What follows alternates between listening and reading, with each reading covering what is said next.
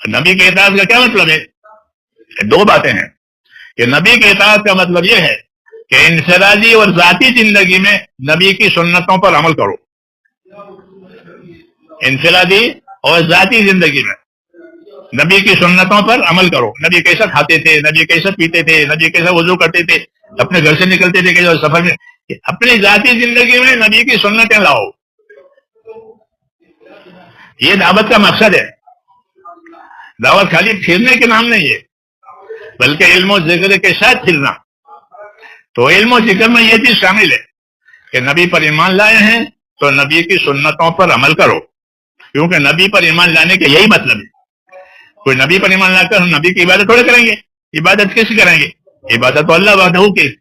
ہاں نبی کی اطاعت کریں گے. عبادت اللہ کی ہوگی اور اطاعت نبی کی ہوگی.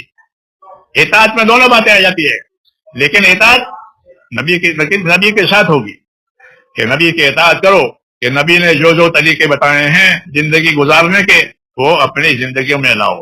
اس لیے میرے بھائیوں جو یہ تبلیغ کا یہ کام ہے اس کا اصل مقصد وہ نبی کا اتباع ہے. ورنہ ہم تو مسلمان ہیں اور سنی مسلمان ہیں. ہمارے اندر کوئی واحد باتیں نہیں ہے، کوئی رواج نہیں ہے، جی ہاں کوئی خرافات نہیں ہے.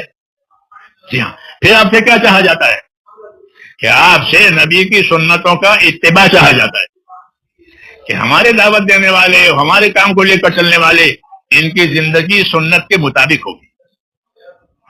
صحابی کہتے تھے کہ ہم نے حضور صلی اللہ علیہ وسلم کو دیکھا جب آپ نیند سے بیدار ہوتے تھے تو سب سے پہلے اپنے اوپر سے نیند کا خمار پوچھتے تھے.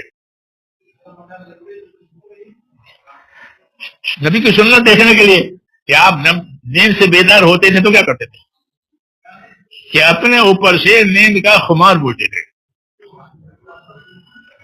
ہاں پھر اس کے بعد اللہ کا ذکر کرتے، لا الہ الا اللہ، اٹھنے کی دعا، نیند سے اٹھنے کی دعا.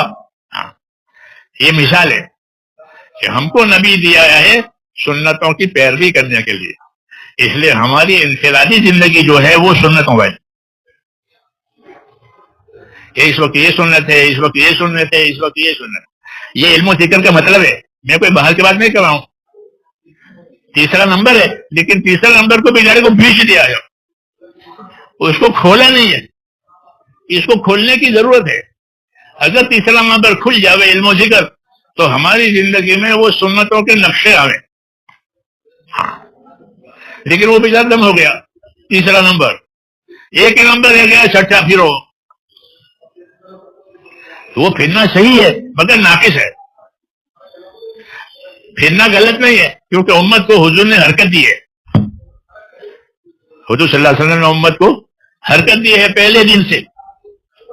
حرکت دینے کا کیا مطلب ہے کہ جو آدمی اسلام قبول کرتا تھا اس کو بھیجتے تھے کہ تم کس قبیلے کے ہو، کہ فلاں، کہ وہاں جاؤ اپنے قبیلے میں، اور یہ بات جو تم نے قبول کی ہے اس کو بھی ان کو بھی بتاؤ.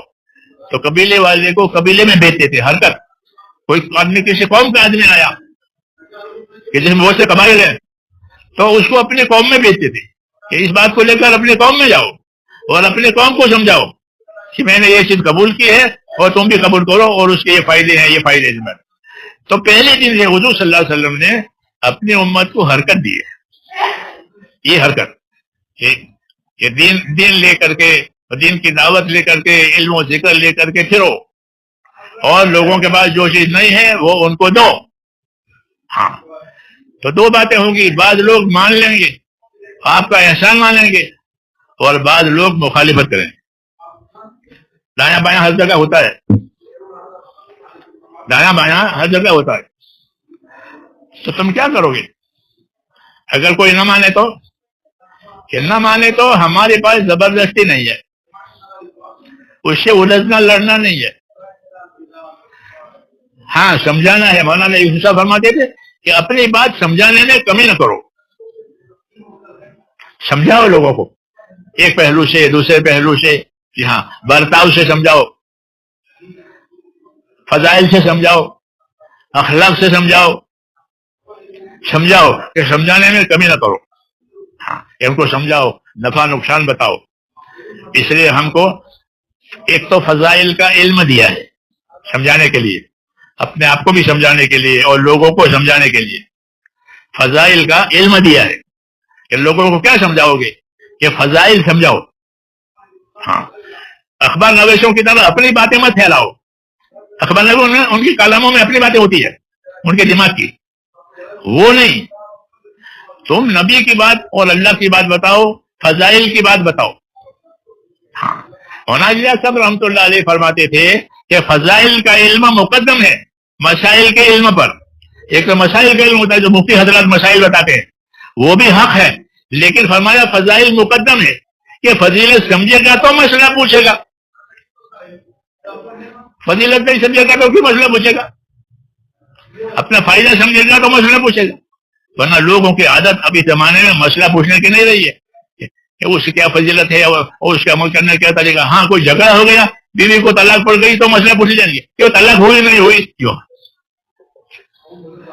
تو یہ قضیے ہیں، یہ قضیے کہلاتے ہیں. یہ قضیوں کی بات نہیں ہے، فضیلت کی بات ہے. اور فضیلت کا مطلب یہ ہے کہ آدمی اپنی ذات کو، اپنے مال کو استعمال کرے تو اس کو نفع حاصل کرنے کا کیا طریقہ ہے کہ اگر تم اس طریقے سے کرو گے تو تمہاری جان مال کے استعمال کرنے پر تمہیں یہ ملے گا، یہ ملے گا، یہ ملے گا. کہ کسی مسلمان سے خندہ پیشانی سے ملو،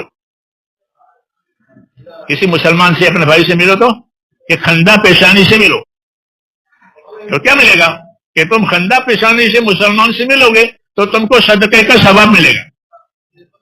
جیسے صدقہ دیا ہو اس کو تو ثواب ملے. تو خندہ پیشانی سے ملے ہیں تو کہ تو بھی ثواب ملے. یہ فضیلت کی بات. مثال دی میں کہ تبسم کا فی وجہ اخی کا لک صدقۃ، کہ تیرا اپنے بھائی سے خندہ پیشانی سے ملنا یہ تیرے لیے صدقہ ہے بغیر مال کے. یہ فضائل کہلاتے ہیں کہ آدمی کی حرکت پر، آدمی کے عمل پر اللہ کیا دینے والے ہیں وہ اس کو خبر نہیں ہے. جی ہاں، اسے نبی بتاتے ہیں کہ تیری حرکتوں پر، تیرے عملوں پر اللہ یہ دیں گے. اس کو فضائل کہتے ہیں. تو امت میں فضائل کا علم لانا یہ مقدم ہے. جب وہ فضیلت جانیں گے تو مسائل پوچھیں گے. اس لیے فضائل کے علم کو مقدم کیا ہے. اور حضور صلی اللہ علیہ وسلم نے فضائل کو بہت تفصیل سے لایا ہے. دیکھو، نماز تو خالی نماز کی فضیلت نہیں بتائی ہے کہ تم ایک نماز بعد جماعت پڑھو گے اور جماعت کے یہاں پر 27 درجہ ہوگی اور 5 نماز پڑھنے کا ثواب 50 نمازوں کے برابر ہے. جو لوگ 50 نمازیں تمہارے پر ڈالی تھی تو وہ ختم نہیں ہوئی، ثواب کے لحاظ سے وہ قائم ہے کہ پڑھو گے 5 اور ملیں گے 50. وہ سب قائم ہے، اس کو فضائل کہتے ہیں. ہاں، تو وہ فضائل قائم ہے، لیکن امت کے پاس اب فضائل کا علم رہا نہیں، اس لیے انہوں نے سر سے عملی چھوٹ لی.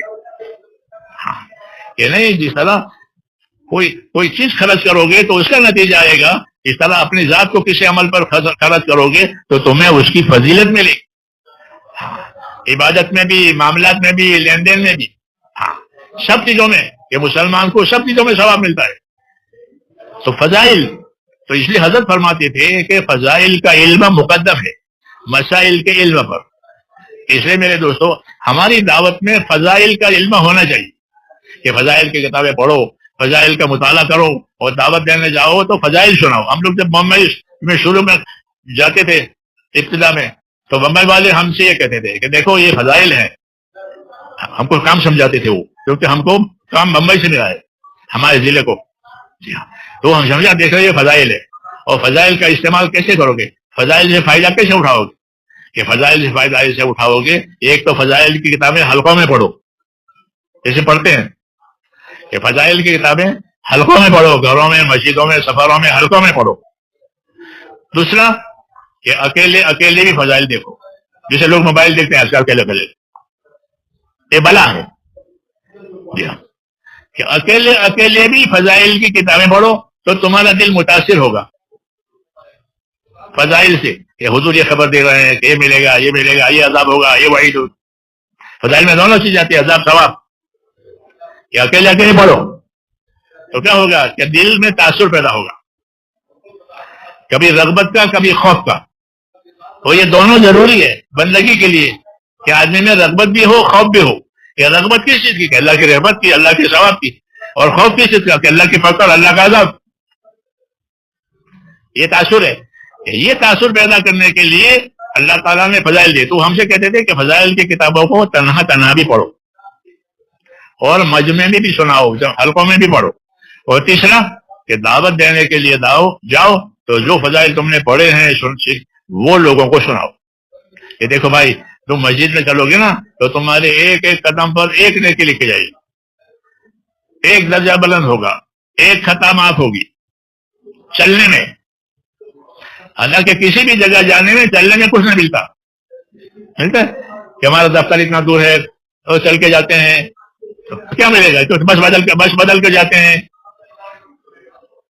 تو کیا ملے گا؟ کیا کچھ نہیں ملے گا۔ یہاں ملے گا، اتنے دور سے آئے ہیں تو وہ لکھ لیں گے اور اس لیے یہ اتنے دور سے آیا ہے اور چل کے آیا ہے تو اس کے قدم لکھے جاتے ہیں۔ صحابہ سے حضور فرماتے ہیں چل کر کے آؤ تمہارے قدم لکھے جائیں گے۔ مولوی سعید خان صاحب رحمۃ اللہ علیہ تو وہ مسجد نور اور مسجد نظر فاصلہ ہے تو مسجد نور بھی ختم ہو گئے، کیا مثال بتائیں؟ جی ہاں، تو وہ فرماتے تھے کہ چل کے جاؤ، مسجد نور سے مسجد نبوی تک چل کر کے جاؤ، ہاں یہ تمہارے قدم لکھے جائیں گے۔ اور جب حج کو گئے تو فرمایا کہ پیدل حج کرو، مکے سے تم کو پیدل چلایا تھا، ہاں کیوں کہ تمہارے قدم لکھے جائیں گے۔ ورنہ کسی بھی ادارے میں، کسی بھی شعبے میں، کسی ڈپارٹمنٹ میں ایک قدم لکھے جاتے ہیں کہ تمہیں قدم اتنے دور سے آئے ہو تو تمہاری ذمہ داری آؤ، لیکن یہاں لکھے جائیں گے۔ کیوں کہ اس نے یہ کام کیا ہے اللہ کے حکم کو پورا کرنے کے لیے، یہ پیدل چلا ہے حکم پورا کرنے کے لیے، یہ گرمی میں آیا ہے تو وہ بھی لکھا جائے گا، یہ اندھیرے میں آیا ہے تو وہ بھی لکھا جائے گا۔ یہ اندھیرے میں نماز پڑھنے کے لیے جاتے تھے فجر کی اور عشاء کی، ہے نا فضیلت کہ بشر المشائین فی الظلم بالنور التام یوم القیامہ، حدیث شریف ہے کہ جو اندھیرے میں چل کر کے مسجدوں میں جاتے ہیں عشاء کے لیے فجر کے لیے، ان کو قیامت کے میدان کی روشنی کی خبر دے دو کہ ان کو وہاں روشنی ملے گی۔ یہاں اندھیرا تھا فجر میں اور عشاء میں، کیونکہ لائٹیں اس زمانے میں تو تھی نہیں، یہاں تو لوگ اندھیرے میں آتے تھے۔ تو بشر المشائین فی الظلم بالنور التام یوم القیامہ، اللہ کے مسجد میں جانے والوں کو بشارت دو جو اندھیروں میں چل کر جاتے آتے ہیں کہ پورا پورا نور ان کو قیامت کے میدان میں ملے گا، کیونکہ قیامت کے میدان میں اندھیرا ہوگا۔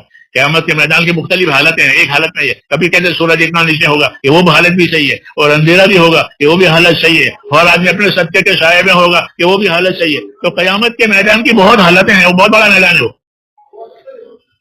اس کی خبریں دیے یہ ہوگا یہ ہوگا یہ ہوگا، تاکہ ہر حال کی تیاری کریں،